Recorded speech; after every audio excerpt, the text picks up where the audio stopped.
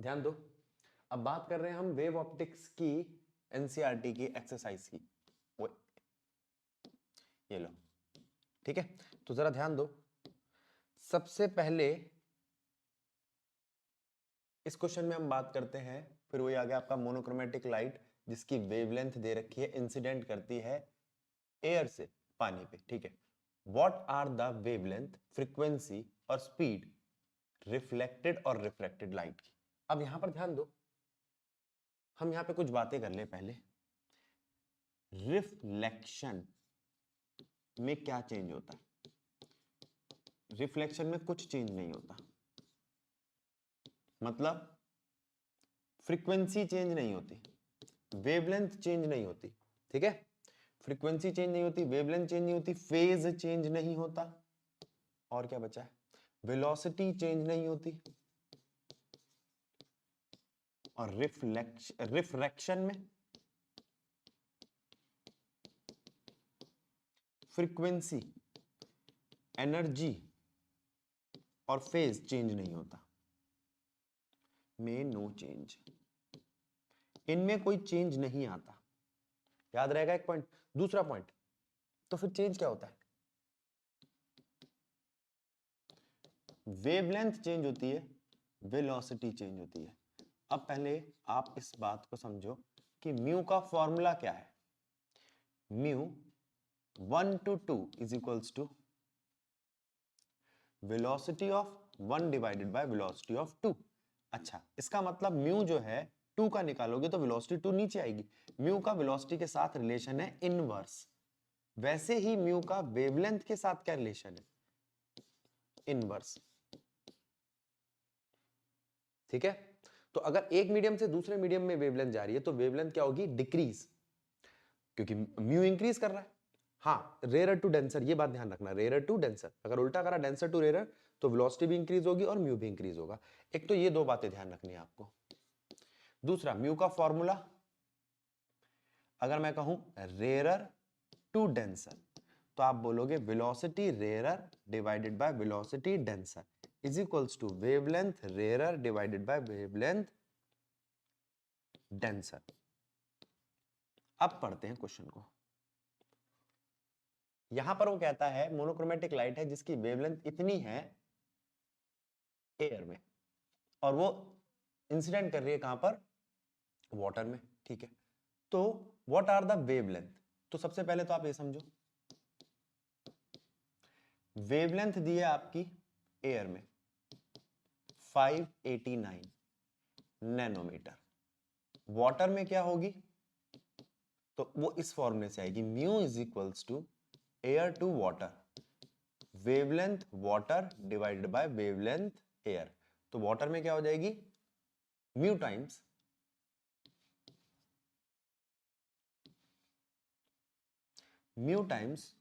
Of wavelength in air, ठीक है। अब जरा इसको देखो, यहां गलती कर दी। अब देखो, एयर और यहां वाटर, अब ठीक है, तो ये डिवाइड आएगा, वाटर इज इक्वल्स टू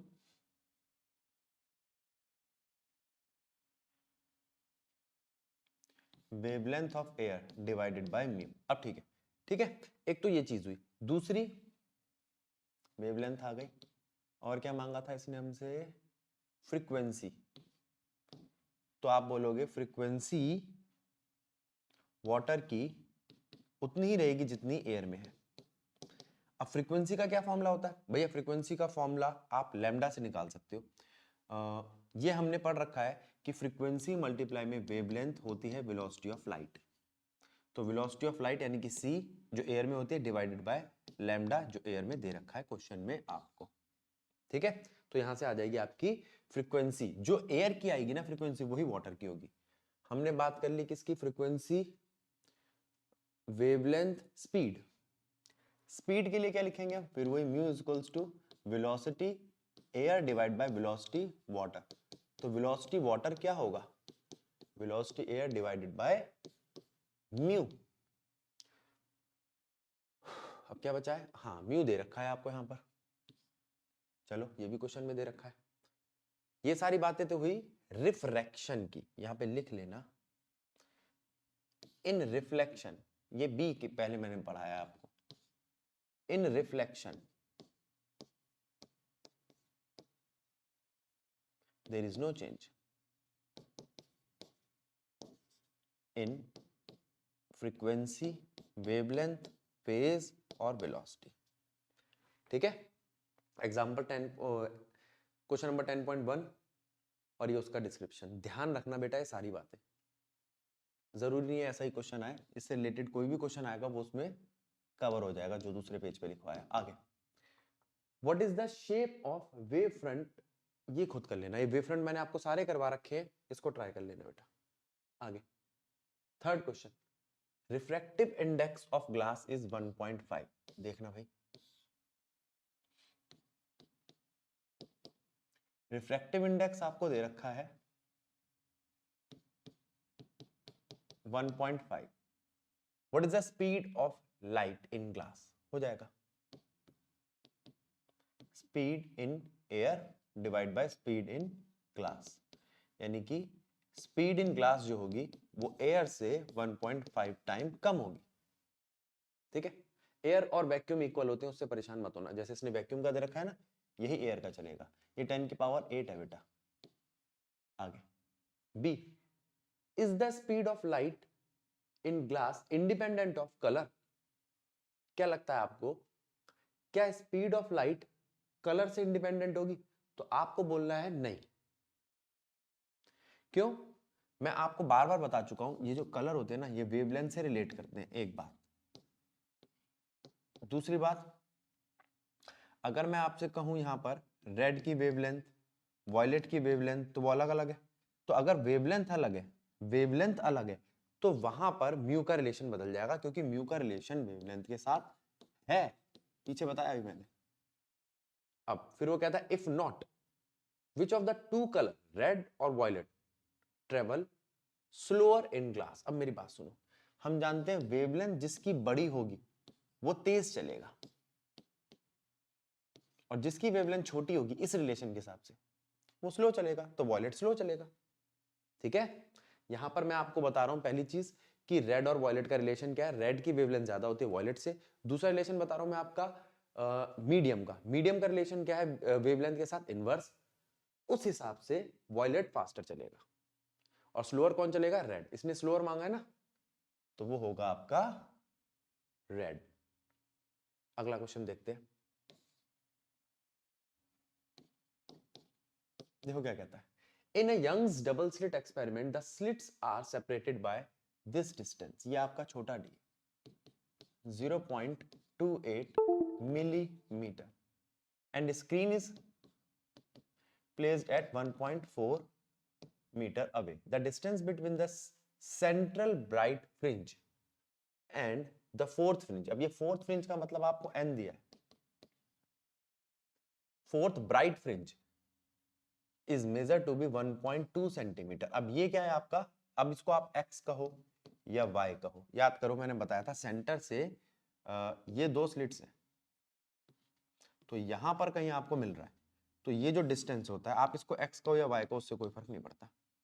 वो आपको दे रखा है कितना, 1.2 सेंटीमीटर। ठीक है, अब यहां पे सारी चीजें देखो। अब वो क्या कहता है, यहां पे आपको पता लगाना है कि वेवलेंथ क्या होगी। अब वेवलेंथ का क्या फॉर्मूला है यहां पे आपके पास y का फॉर्मूला है या x का फॉर्मूला है n lambda d by D, x is equals to n lambda d by D. ये ध्यान देना बेटा कौन सा डी ऊपर नीचे आता, ये मैं कई बार गलती कर देता हूं। तो आपका लैम्डा आ गया x d by n lambda, x कितना है 1.2 सेंटीमीटर, d कितना है 0.28 mm, n कितना है 4 वेवलेंथ दिख दिया, बताओ यहाँ पे वेवलेंथ ये रही, डी उधर ले गए, ये कैपिटल डी है, और कैपिटल डी कितना है 1.4 मीटर। ठीक है, स्मॉल डी दिया है।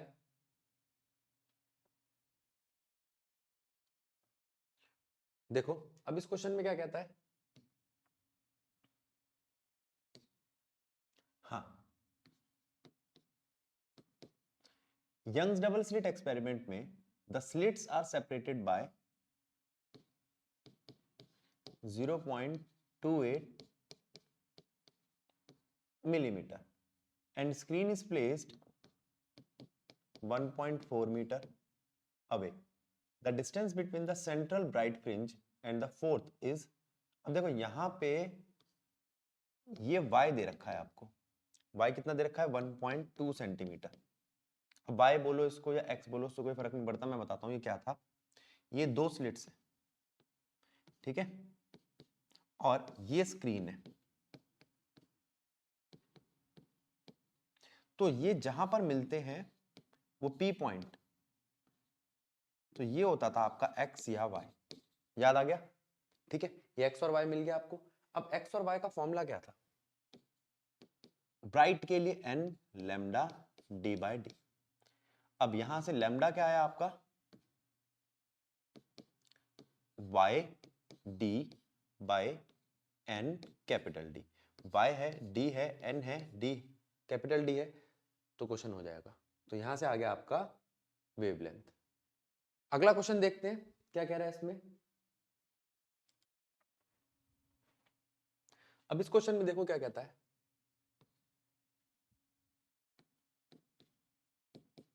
कहता है in Young's double slit experiment using monochromatic light of wavelength lambda.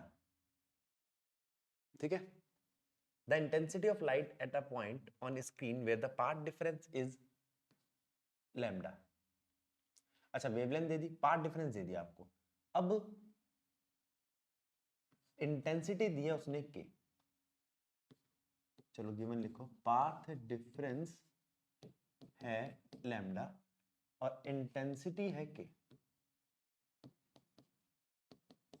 ठीक है, ठीक है, तो वो कहता है एक यंग्स डबल स्लिट एक्सपेरिमेंट है जिसमें हम मोनोक्रोमेटिक लाइट का इस्तेमाल कर रहे हैं, उसकी वेवलेंथ है लैम्डा। अगर इंटेंसिटी एक पॉइंट पर स्क्रीन पे जहां पर पाथ डिफरेंस लैम्डा है वो हो के, तो what is the intensity of light at a point where the path difference is lambda by 3। चलो ठीक है, तो हमने कहा भैया पाथ डिफरेंस तो दे रखा है, मुझे इंटेंसिटी के लिए फेज डिफरेंस चाहिए। क्यों? देखते हैं क्या फॉर्मूला इंटेंसिटी का। देखो यहां देखो, इंटेंसिटी का फॉर्मूला है I is equals to I1 किस, I1 plus I2 plus twice of root I1 I2 cos phi. अब उसके लिए मुझे फाइ चाहिए, I1 I2 को तो मैं I ले लूंगा, ये भी बन गया आपका 2I। अब cos फाइ की वैल्यू रखने से मेरे पास इस I की वैल्यू आ जाएगी।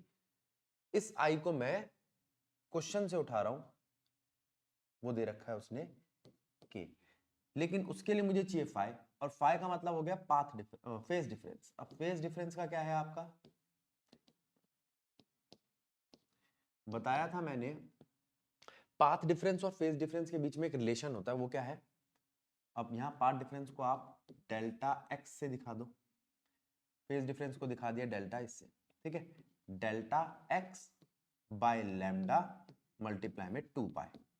अब डेल्टा एक्स की वैल्यू कितनी दी है क्वेश्चन ने, लैम्डा, तो लैम्डा बाय लैम्डा मल्टीप्लाई में 2 pi is equals to delta pi. तो डेल्टा पाई की वैल्यू आपके पास 2 पाई आ गई। अब ये तो नहीं बोलोगे ना कि भैया ये क्या है, ये काट दिया हमने। तो डेल्टा पाई की वैल्यू क्या आ गई आपके पास, 2 पाई। अब cos 2 पाई कितना होता है, मेरी बात सुनो, 2 पाई का मतलब होता है 360 यानी कि 0 डिग्री, और cos 0 कितना होता है 1। तो यहां से इसकी वैल्यू आई 2i प्लस 2i। तो इंटेंसिटी कितनी आ गई, k/4। इसको पकड़ के रखो, ठीक है। अब दूसरा पार्ट क्या कहता है, अगर पाथ डिफरेंस हो लैम्डा बाय 3, तो फेज डिफरेंस कितना होगा, फेज डिफरेंस होगा डेल्टा एक्स लैम्डा मल्टीप्लाई में 2 पाई, यानी कि lambda by 3 divided by lambda into में 2 पाई, तो कितना आ गया 2 पाई बाय 3। अब पहले तो इसको पकड़ो, ये 2 पाई बाय 3 कितना है, delta phi is equals to 2 pi by 3 यानी कि 360 बाय 3 यानी कि 120। ठीक है, अब 120 कितना होता है, cos 120 कितना होता है, cos 120 को लिख सकते हो आप सेकेंड क्वाड्रेंट में cos 180 माइनस 60, और सेकेंड क्वाड्रेंट में cos नेगेटिव होता है। ठीक है, cos 60 कितना होता है 1/2, तो ये तो -1/2 आ गया, इसको पकड़ के रखो cos 120 को, और पुट करो इस फॉर्मूले में I is equals to I1 plus I2 plus 2 under root I1 under root I2 cos 120। cos 120 की वैल्यू क्या बताई, -12। ये क्या है 2i I, ये वो आया जो मुझे निकालना है, इस बारी I डैश कर दिया इसको। पहले वाला I तो आपका क्या आया था, उसको भी नाम दे देता हूं, I मत नाम दो, इसको दे दो आप I नेट, और अब क्या है I डैश। तो ये हो गया आपका कितना, ये 2 से 2 गया, 2i माइनस I यानी कि I, और I कितना आया था हमारा k/4, तो I डैश आता है आपका k/4। पकड़ो इसको, ध्यान दो इस क्वेश्चन पे, अच्छा क्वेश्चन है बेटा। ठीक है, अब अगला क्वेश्चन देखो क्या कहता है, कहता है a beam of light coinciding consisting of two wavelength 650 और 520 नैनोमीटर। ठीक है, तो आपके पास यहां दो वेवलेंथ दे रखी है,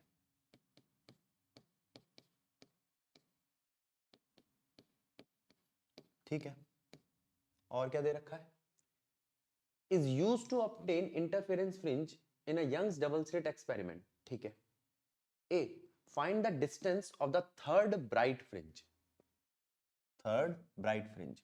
ठीक है, तो अब हम यहां पर क्या फॉर्मूला लगाएंगे फर्स्ट पार्ट के लिए, हमें क्या निकालना है y n lambda d by D, अभी थोड़ी देर पहले निकाला था, ये तो हो गया। अच्छा, अब दूसरी चीज क्या कहता है, what is the least distance, what is the least distance from the central maximum where the bright fringes due to both wavelength coincide। अच्छा मेरी बात सुनो, ये है d,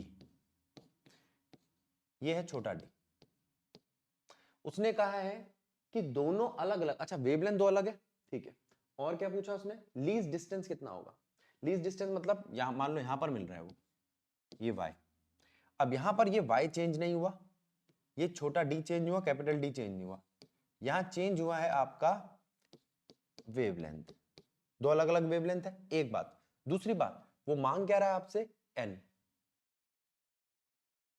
क्या होगा कम से कम डिस्टेंस जहां पर कोइंसाइड कर रहे होंगे वो दो ब्राइट फ्रिंजेस। ठीक है, लीस्ट के लिए आपको एक चीज ध्यान दे लो भैया, यहां पर अगर आप n1 लेके चलते हो 5, तो n2 होगा आपका 4 या 6, ये लीस्ट है।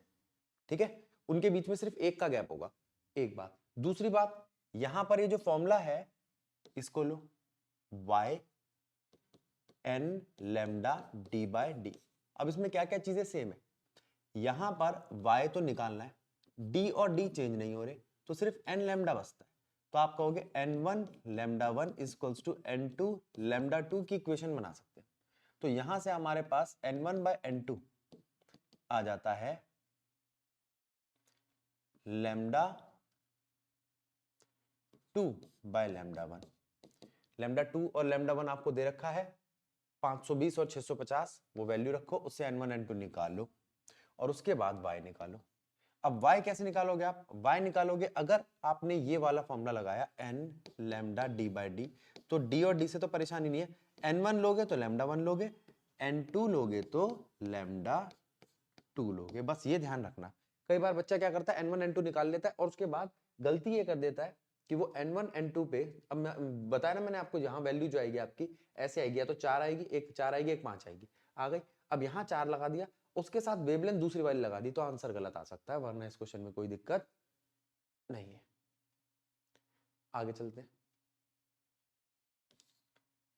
क्वेश्चन नंबर 7, इस पे ध्यान देंगे। रीड करो क्वेश्चन को एक बारी। अब ध्यान दो, इस क्वेश्चन में क्या कहता है, in a Young's double slit experiment angular width is this, आपको एंगल दिया है थीटा, ठीक है। अब एंगुलर विड्थ से आप क्या क्या चीजें देख सकते हो, पहले वो देखो।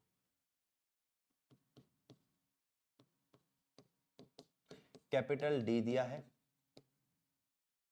और वेवलेंथ दी है 600 नैनोमीटर, ये लो, ठीक है।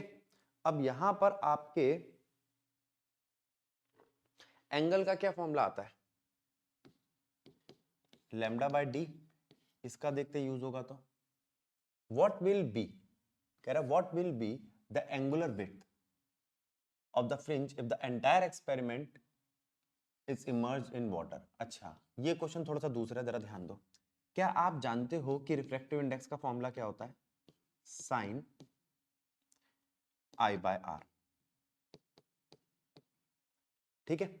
अगर मैं इसको ऐसे लिखूं, mu 1 to 2 is equals to sine theta 1 by sine theta 2, तो कोई दिक्कत तो नहीं है, यानी कि mu 2 by mu 1 is equals to sine theta 2 by sine theta 1 for small angle, ये बन जाएगा थीटा 2 बाय थीटा 1, और थीटा 2 किसके लिए है, सेकंड मीडियम के लिए, और थीटा 2 ही वो आपसे मांग रहा है, तो वो बन जाएगा म्यू 2 बाय म्यू 1 मल्टीप्लाई में थीटा 1, और म्यू 2 बाय म्यू 1 इसमें क्वेश्चन ने कितना दे रखा है आपको,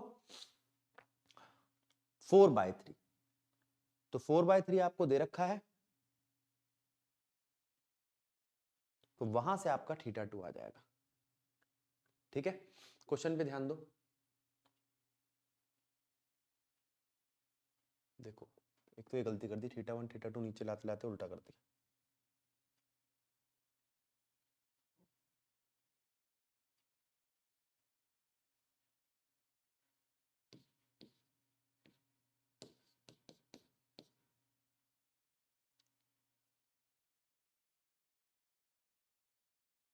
थीटा 2 और ये उल्टा हो जाएगा,